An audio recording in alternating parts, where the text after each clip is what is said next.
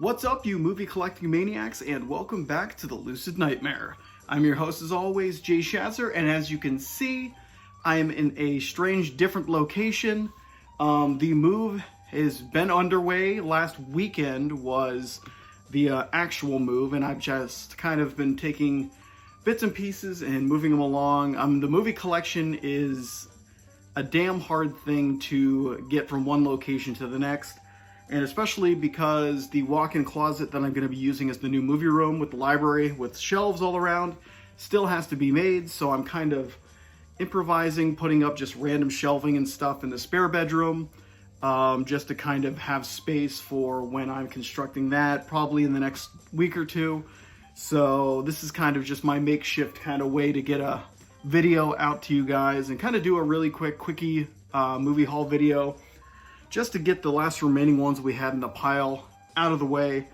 And yeah, so the move it was hectic.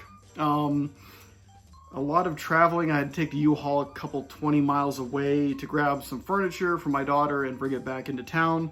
I moved only like a few miles away, so it was kind of annoying to have to go all the way out there, but the furniture I was picking up was free, and it cost way more than what the gas was worth to get up there, so made out in the long run.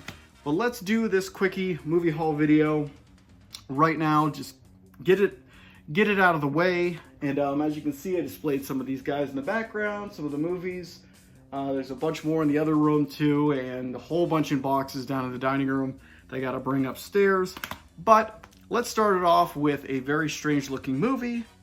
And I did watch this one, but it's very vague in my memory. It is Terror. And yeah, I think this is the one with the lady who is possessed. Yeah, some lady's possessed in this one, and she's killing gardeners and attacking her husband. It's an interesting one. Very weird, and starts out kind of traditional. And somewhat classy, and then devolves into it's just weirdness.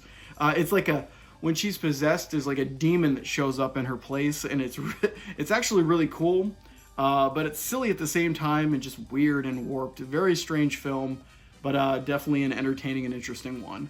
Vinegar and Syndrome put this one out, and looks fabulous for the movie that it is showing. It's from the 70s, the late 70s, 1978. But yeah, Terror. This one, I have no idea about this one. This was a blind buy that I picked up on a Kino sale a long time ago. Put out by Redemption and Kino in a collaborative effort. But it is Black Magic Rites. I don't really know too much, or pretty much nothing about this movie, but does look interesting. It's a 70s movie, and whenever Redemption kind of puts something out, they definitely put out interesting things, so I pretty much picked it up just on that fact alone. But yeah, I don't know anything about it. I don't even know where it's from. It's an Italian movie from director Renato Polselli, who did Delirium, and I don't believe I've seen that version of Delirium. But yeah, Black Magic Rites. Both these ones are first time in the collection as well. Next up is a movie that I've been wanting to see for a very long time, and a lot of these ones I don't even know if I've done videos for them already in the movie haul kind of video setting, but seems like I have, and they might have just got mixed back up into the pile. But this one, I swear I've done this one before, but I haven't seen it. I do want to see it. It is a Walter Hill film. Walter Hill's done some of my favorite films. The Warriors, to be specific, is probably one of my absolute favorite films.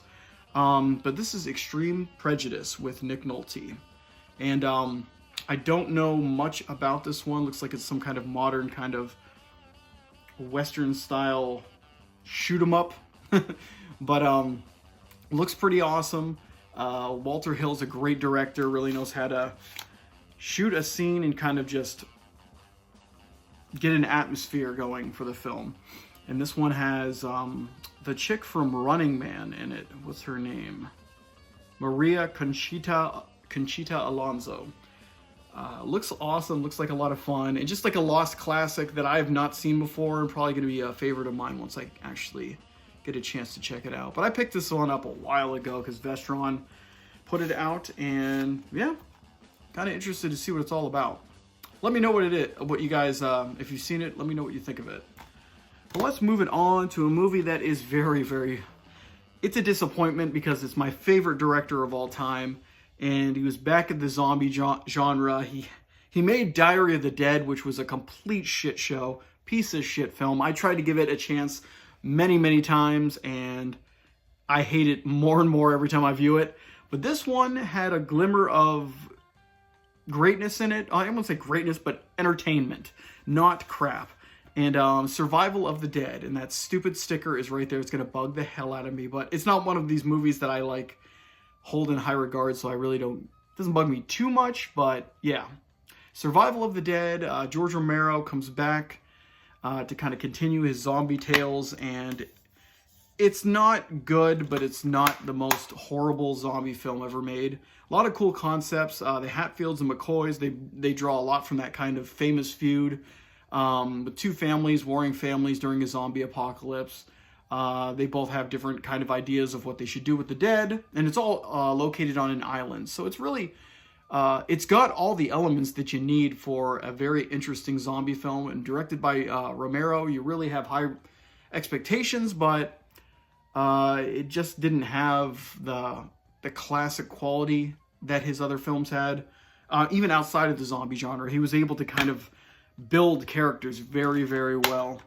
And this one has that kind of stuff with a few of the characters, but it doesn't have that magic. I don't know if it's the Pittsburgh magic. They didn't film it in Pittsburgh. I believe it was filmed in Canada somewhere, but yeah, I was disappointed with this one, but I wasn't as disappointed or insulted as I was with Diary of the Dead. So I don't mind having this one in the collection. I think it's an actually decent zombie film that doesn't reach the heights of Romero's classics, but it definitely entertains, and it's a solid film. But yeah, I've had that in the collection before on DVD too. I don't know why I've upgraded to Blu-ray, but whatever. Next up is a Warner Brothers Archive Collection film starring Boris Karloff. Black and white, beautifully looking atmospheric film. I have not seen it, I don't believe, but it is Isle of the Dead. I might have actually tried to check this out recently and kind of fell asleep because I was dead tired from work, but it was on probably Amazon Prime. But yeah, looks pretty cool.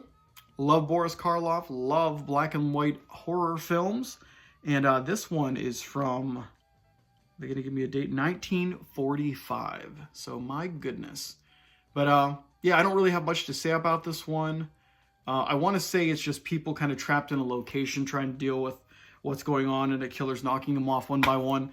I want to say it's more of a thriller than a horror film, but definitely has some very atmospheric photography in there. But yep, Isle of the Dead, first time in the collection, and yeah. Now this next one, I swear I've showed this one before. This double feature from Code Red. But I don't know why it ended up back in the pile, but we'll just talk about it anyways, because I do love the Eurospy that's on this one. It's two movies. It is Lightning Bolt and also The Resurrection of Zachary Wheeler. Intriguing. But Lightning Bolt is awesome. It's the stereotypical Eurospy flick. It's got all the elements in there, the gorgeous women, the locations, the spy that can get out of any situation. Just a really awesome, fun spy film from the 60s. I believe it is the 60s. But yeah, and the other one, I do not know anything about the Resurrection of Zachary Wheeler. But sounds interesting. But Code Red put these ones out, a few of these double features. I've got a few of them. They range from kind of like biker movies to spy films to horror films to kind of grindhouse, a lot of grindhouse stuff. But yeah, I wanted Lightning Bolt because I do have a very, I mean, it's a decent transfer, but it's a burned kind of bootleg copy because Eurospy films are so hard to come by. But whenever I see a Eurospy put out on Blu-ray that has some kind of transfer treatment, I definitely pick it up. Fast, Quick, and In a Hurry. And yeah, I remember I got this one for a damn good price too. But Lightning Bolt and The Resurrection of Zachary Wheeler. Pretty interesting stuff.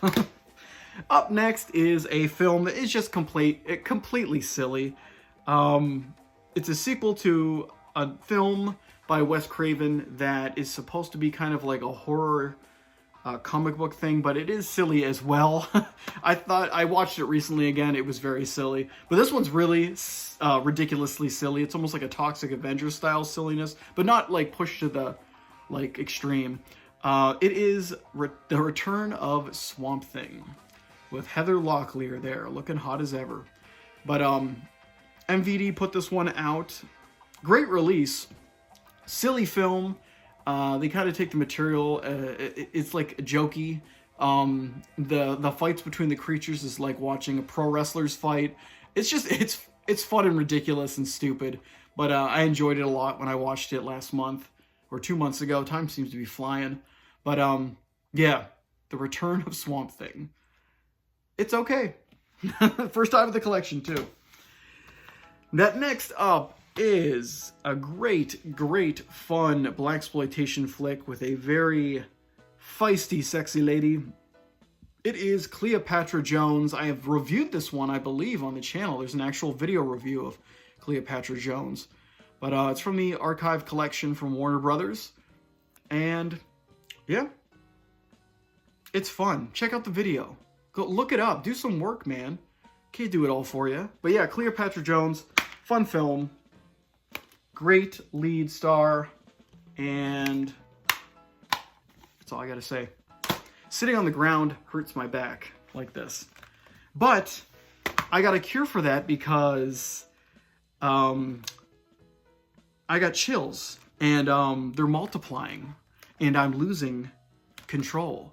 It is Grease. It is a fun musical. I've always kind of not liked it when it comes to musicals, just because you've heard the songs a million times. People have done karaoke versions of it a million times, and it's just kind of ingrained in society now that I kind of scoff at it. But now, like, thinking back, yeah, it's got a lot of great numbers. It's got a lot of great characters in it. Fun film. And over the years, I have fallen in love with Olivia Newton-John, so I've been kind of going back and watching and listening to her songs and watching different movies that she appeared in, like Xanadu. Watched that one for the first time this year, and I absolutely loved it. But Grease, fun stuff. Both Olivia Newton-John and John Travolta are fantastic in it. The rest of the cast does a great job, and it's just a great fun musical. Yeah, Grease. I got nothing more to say about that. But last but not least is a box set that I picked up a while ago. And I don't know if I've seen any of these films. I might have seen one of them. And there's a lot on here, geez. But it is the Hershel Gordon Lewis box set of all of his films. It is, I guess they call it Feast, but it is all of Hershel Gordon Lewis's films. Well, most of them, I guess. I don't know if it's a complete set of his stuff. But I never really gave put time aside to kind of jump into his filmography at all, so I'm kind of interested to see what is all in store on this box set. I know it's going for a pretty hefty price now, but disc 1 has Blood Feast from 1963 and Scum of the Earth from 1963, and a lot of these ones I don't know if it's different edits of the same movie, because they do that a lot in some of these grindhouse flicks. Disc 2 is 2000 Maniacs, 1964, and Moonshine Mountain from 1964. Disc 3 is Color Me Blood Red, 1965, and Something Weird, 1967. Disc 4, The Gruesome Twosome, 1967, yeah, and A Taste of Blood from 1967. Discs 5, there's so many movies on here. She-Devils on Wheels from 1968, and Just for the Hell of It from the same year. Disc 6, how are there this many things on here? How to Make a Doll from 1968, and The Wizard of Gore, 1970. I have not seen that one. I've heard a lot of good things, though. Disc 7, This Stuff Will Kill Ya from 1971, and Gore Girls from 1972. I actually really want to see Gore Girls, because that always pops up in different random kind of sites and reviews of things. But yeah, it comes in 3 different cases with the movies packed in on there. Blood Feast right there. And I don't know, I think I might have reviewed Blood Feast. I'm losing track of everything, and I'm losing my mind. But yeah, always looked forward to kind of jumping into this. And now that I'm in the house, I'm gonna have a lot more time to kind of streamline just watching movies and putting reviews together and videos for you guys. Once I get my kind of base set up, I got to get my desk together for my computer and everything, and then the movie room in the next room over. Just a lot of work to do, but it'll be awesome when it's all together. But that is going to be it. Whoa! That's going to be it for this one, this little video. Little kind of impromptu kind of quickie movie haul for you guys. But hopefully you guys are being productive out there in the real world and staying safe and staying out of trouble and all that jazz. But probably gonna go pick up my daughter now and go watch a new Studio Ghibli, is that how you say it, film? The new one, The Boy and the Heron. So I think I might do an actual video on that one too, just to kind of give my thoughts on it. Maybe I'll even have my daughter in it too if she's up for it. But yep, I'll see you guys in the next movie review and at the next Lucid Nightmare. So see ya. And yeah, get the hell out of here. Get out of my new house. See ya.